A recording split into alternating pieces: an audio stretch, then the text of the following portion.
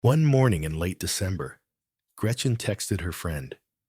She was really worried about David, saying she didn't know what he might do next. On Christmas Eve that same year, Gretchen couldn't find her stuff anywhere. She turned the whole house upside down looking for it. Then she checked her husband's backpack and found all her stuff: her wedding ring, passport, driver's license, credit cards, and even some cash. As days passed without any sign of Gretchen, her family and friends received perplexing messages purportedly from her, claiming she was quarantined due to COVID-19. So, at last, Gretchen's body was found, confirming their worst fears. Who was Gretchen Anthony? Was she died due to COVID-19, or was she killed? This is your partner in crime stories. Subscribe, and let's move along this mysterious journey ahead. Gretchen Anthony was born in Doylestown, Pennsylvania, on January 8, 1969. She grew up in the northern states, attending fashion school in New York City. Later, she settled in New Jersey and became a teacher. But in 2006, she decided to shake things up and move to Jupiter, the northernmost city in Palm Beach County, Florida. After teaching in private schools there for 8 years, Gretchen decided to try something new. She landed a job in the Human Resources Department of Viking Utility, an electrical contractor company. Gretchen loved her job because she got to meet new friends, which was right up her path. She saw her work buddies as her second family.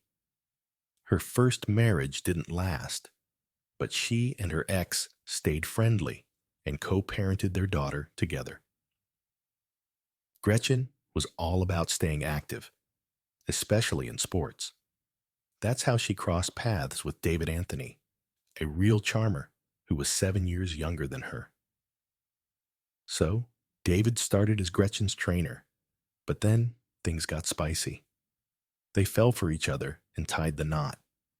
David was a hit in the gym, drawing friends from all over with his muscles and charm. Their love story was like a rocket, zooming from engagement to marriage in a flash. And guess what? They said "I do" in the Elvis Chapel out in Las Vegas. In 2015, Gretchen Stoughton Crane turned into Gretchen Stoughton Anthony, marrying the guy she thought was her dream husband. Her daughter loved her new stepdad, even calling him bonus dad. They had 5 solid years together. But things took a dark turn when Gretchen started feeling scared for her safety. Tragedy hit, and suddenly the officers and news channels were sniffing around, digging into her hubby's identity. David Ethan Anthony wasn't always David Ethan Anthony. Nope, he used to go by David Anthony Deutsch. And guess what? He had a run-in with the law back in 1997. Caught robbing a Blockbuster with a water pistol and tussling with an officer. Ended up doing some time behind bars after taking a plea deal.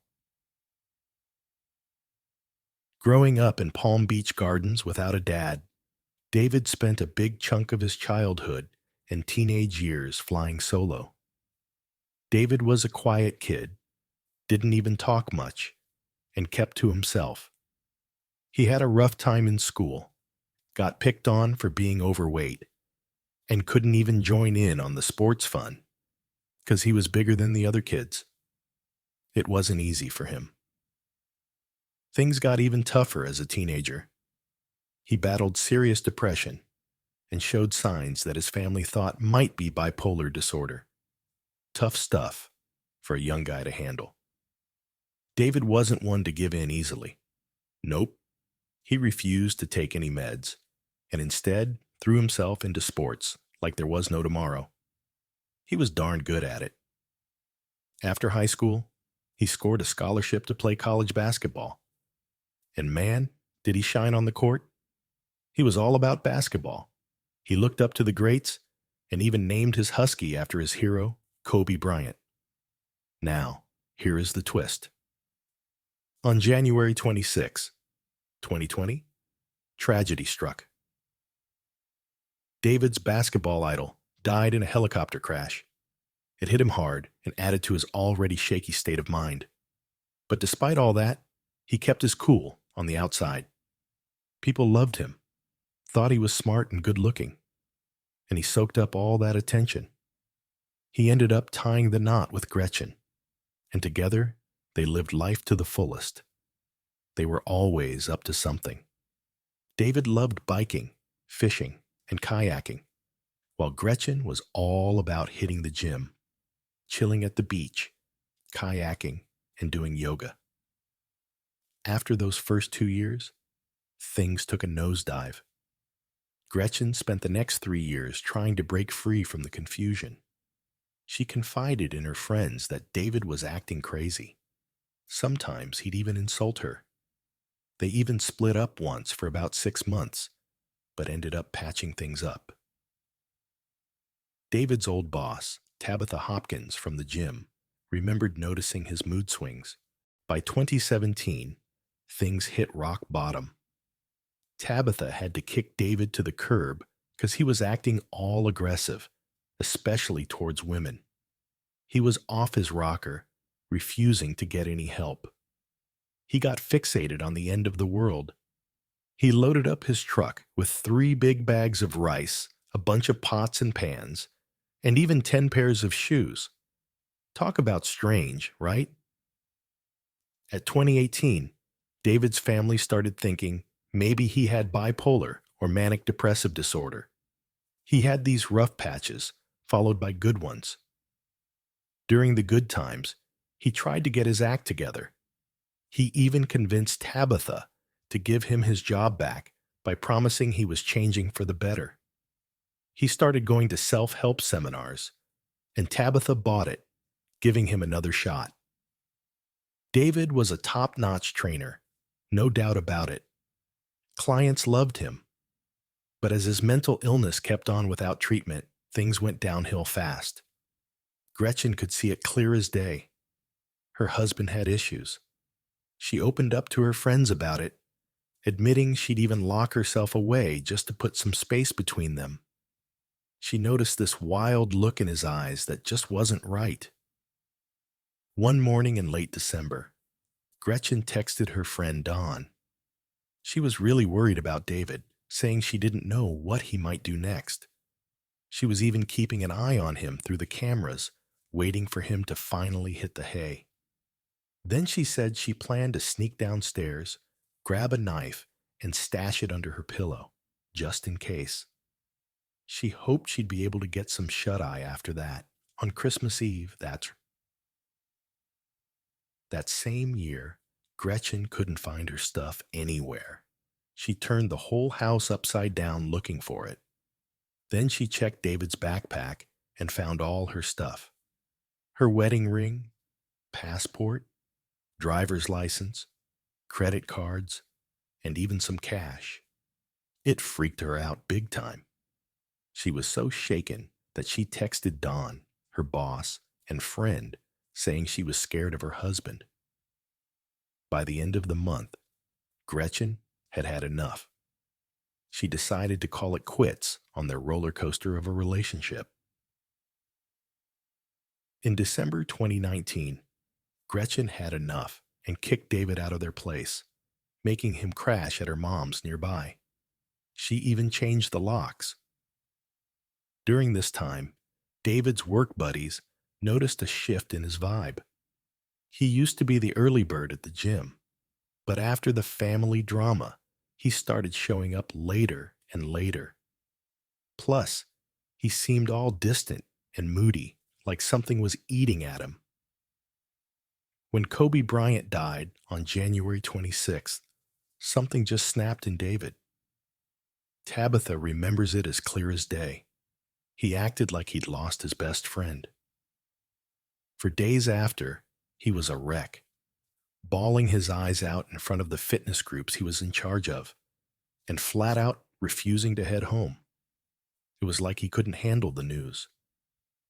Despite his fragile emotional state, David became deeply involved in a controversial self-improvement program known as gratitude training, which some criticized as cult-like. Spending thousands on seminars, he kept his family in the dark about his activities. David's behavior took a dark turn on February 24 when he failed to show up for work and later attacked a colleague, leading to his termination.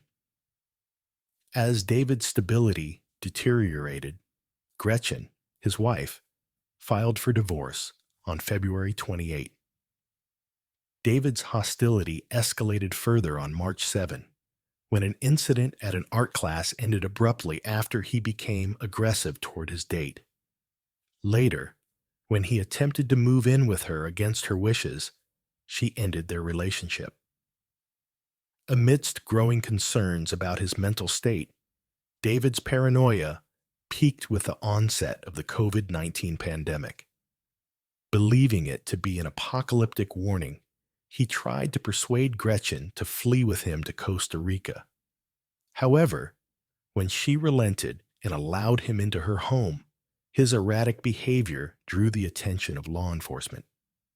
David's behavior continued to spiral out of control, culminating in his arrest after a confrontation with police officers. Subsequent investigations revealed a disturbing video showing David forcibly driving Gretchen into her garage. Despite efforts to locate her, Gretchen remained missing, leaving her loved ones in anguish. As days passed without any sign of Gretchen, her family and friends received perplexing messages purportedly from her, claiming she was quarantined due to COVID-19. Suspicion grew when these messages contained errors and inconsistencies, leading to a police investigation. Discoveries at Gretchen's home painted a grim picture, suggesting a violent struggle had occurred. Surveillance footage and witness testimony implicated David, prompting a nationwide search. Eventually, David's truck was located, leading to his arrest and a plea deal in exchange for revealing Gretchen's whereabouts. Tragically, Gretchen's body was found, confirming their worst fears. David's sentencing revealed the extent of his delusions, citing the pandemic as a contributing factor to his crime. Despite his plea, he received a lengthy prison sentence for the murder of his wife. The case of Gretchen Anthony remains a stark reminder of the devastating impact of domestic violence and the tragic consequences of untreated mental illness. What do you think about this case? Stay tuned. We'll catch you with a new nail-biting crime thriller tomorrow.